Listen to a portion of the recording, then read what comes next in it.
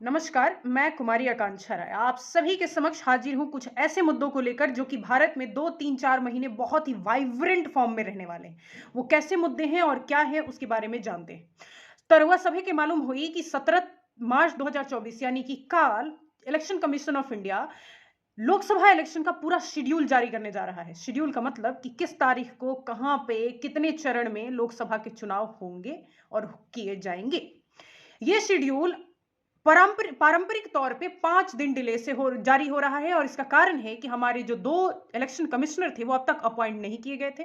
2 दिन पहले प्रधानमंत्री की अध्यक्षता में एक पीठ की गठन होती है जिसमें प्रधानमंत्री होते हैं, union minister and leader of opposition Adhir Ranjan Chowdhury होते हैं और डिसाइड करते हैं 2 लोगों का नाम और इलेक्शन कमिश्नर अपॉइंट हो जाता है। इसके बाद जाकर ये डिसाइड होता है कि अब हम इलेक्शन शेड्यूल जारी करेंगे। तो मुख्य बात ई बा कि जहिए ये जारी होला यानी the day when election commissioner will announce the entire schedule of Lok Sabha general elections in India, from that time period only a code will come in force automatically.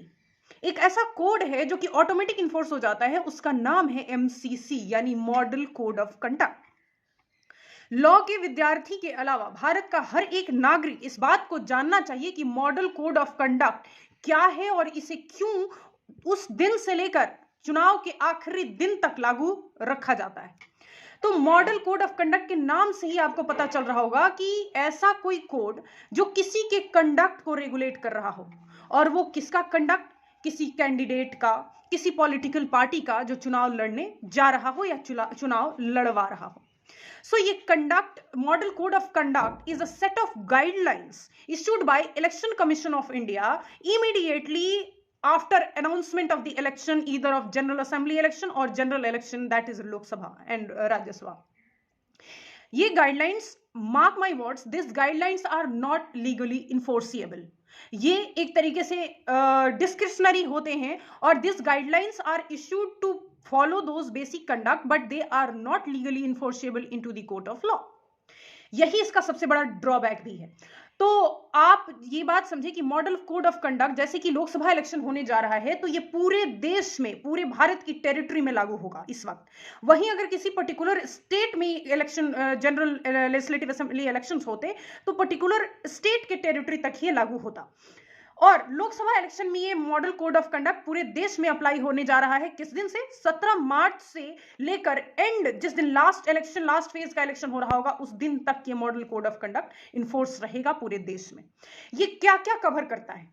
Model code of conduct का मतलब क्या है? तो ये speeches, processions, polling booth, polling days के conduct हो। 2013 के बाद जजमेंट आता है सुप्रीम कोर्ट में का जिसमें कि कहा जाता है कि इलेक्शन मैनिफेस्टो को भी मॉडल कोड ऑफ कंडक्ट के दायरे में लाया जाए। ये हो गया। अब क्या क्या आप नहीं कर सकते हैं ये बात भी मॉडल कोड ऑफ कंडक्ट बताता है as a candidate, as a political party.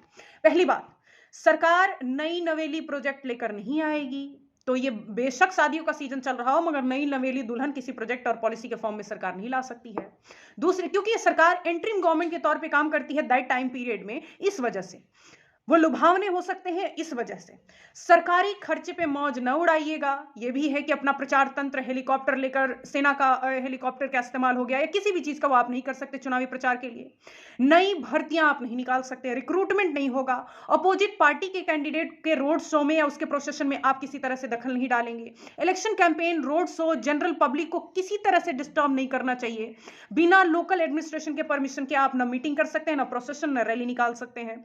Religious या कम्युनल सेंटिमेंट को हर्ट करने वाला, उससे खिलवाड़ करने वाला स्टेटमेंट आप पास नहीं करेंगे। पर्सनल अटैक ऑपोजिशन पे आप नहीं करेंगे। आप सिर्फ और सिर्फ उनकी पॉलिसीज या प्रीवियस डिसीजन को लेकर उनको क्रिटिसाइज करेंगे। तो भाषणबाजी लिमिट में लेकर करनी है। दूसरी बात, इलेक्शन कमीशन ऑब्जर्वर अपॉइंट करता है। वो ऑब्जर्वर किस तरह का होना चाहिए? That observer should not do any mall practices, should not do any corruptions. ये करप्शंस, माल प्रैक्टिसेस को रोकने के लिए भी इलेक्शन कमीशन काम करता है और model code of conduct apply होता है। आपको याद होगा 1991 का इलेक्शन जिस वक्त टीएन सेशन ने इलेक्शन कैंसिल कर दिया था करप्शन के ग्राउंड्स पे, भ्रष्टाचार के ग्राउंड पे, माल प्रैक्टिसेस के ग्राउंड पे। वो अलग बात है कि आजकल तो 2019 के इलेक्शन में प्राइम मिनिस्टर का हेलीकॉप्टर क्या चेक हो गया, फैल गया पूरे समाज में।